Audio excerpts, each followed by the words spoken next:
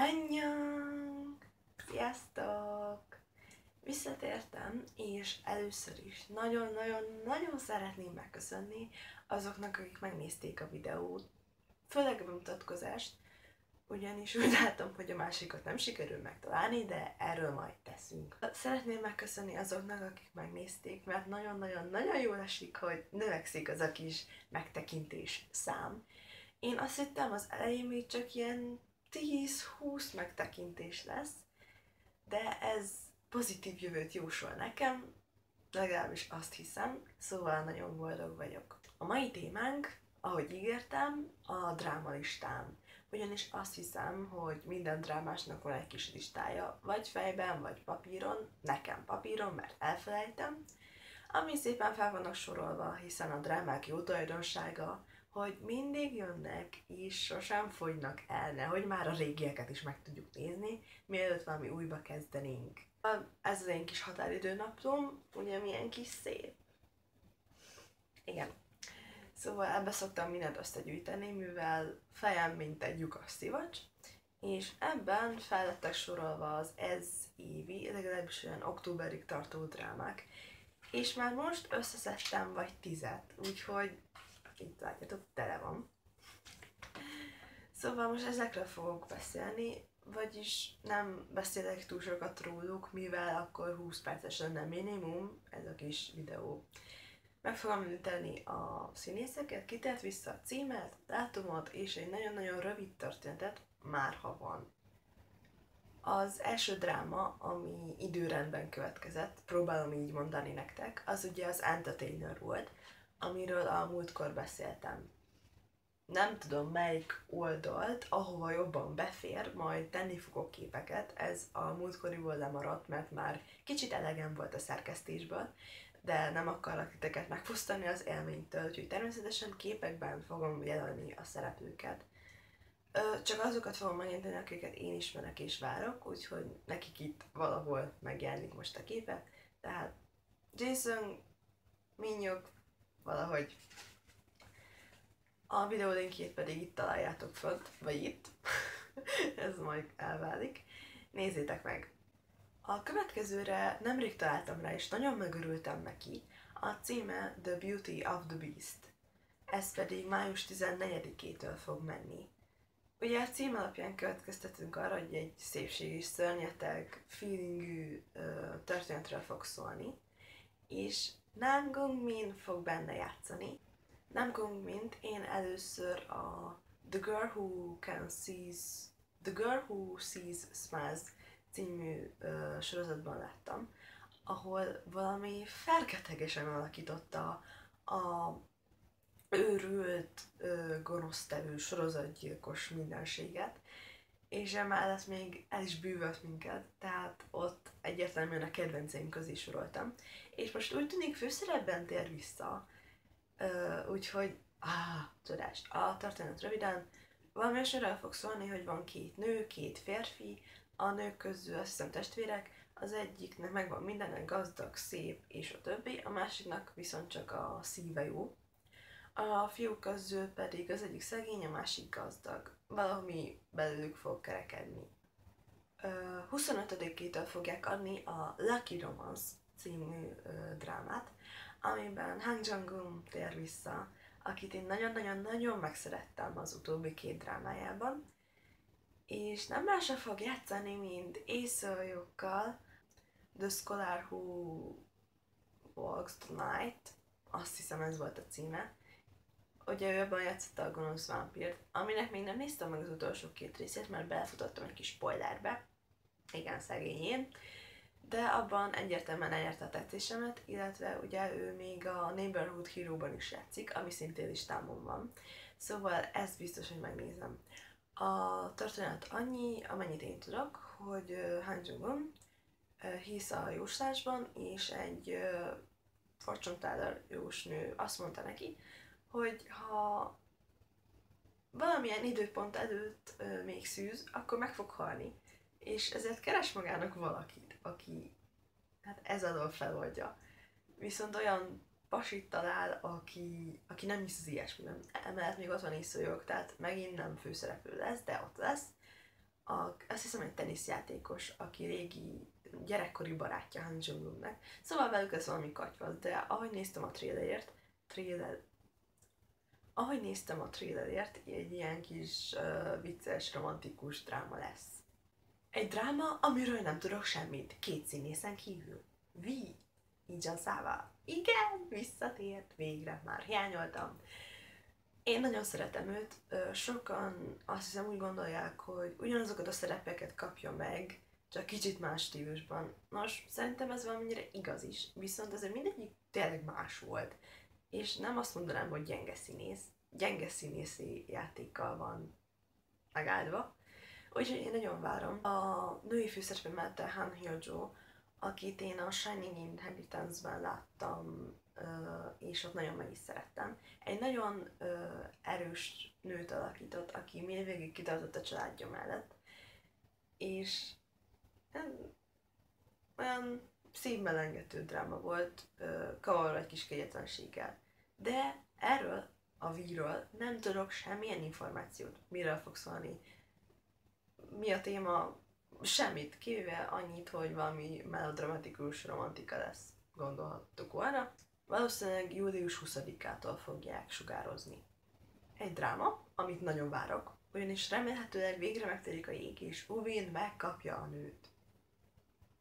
Értitek? Uncontrollable Fond, nem tudom.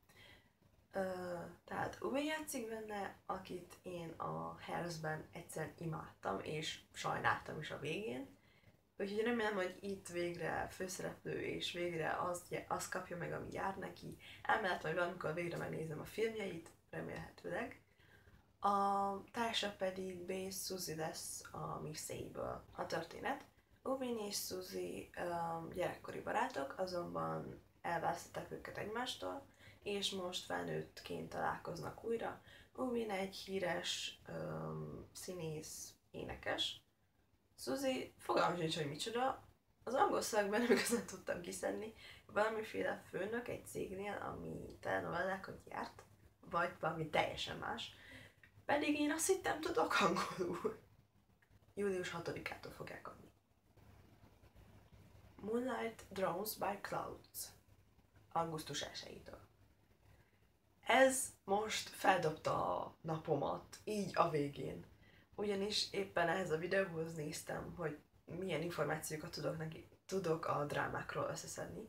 És ugye felírtam ezt a drámát is, szép hosszú címe van. És ugye én eredetileg ezt azért vettem fel listára, mert Park Bo-gum játszik benne, akit a Remember You Monster-ben egyszerűen imádtam. Tehát ő volt a legártatlanabb gonosztevő a világon. Arról tudja, hogy fogok csinálni egy külön videót, mert beszélni kell arról a drámáról. De ahogy nézegettem a színészek listáját, megláttam egy nevet. És az arcom körülbelül ilyen volt. Igen, Sanjay, ott van a listán Sanjay.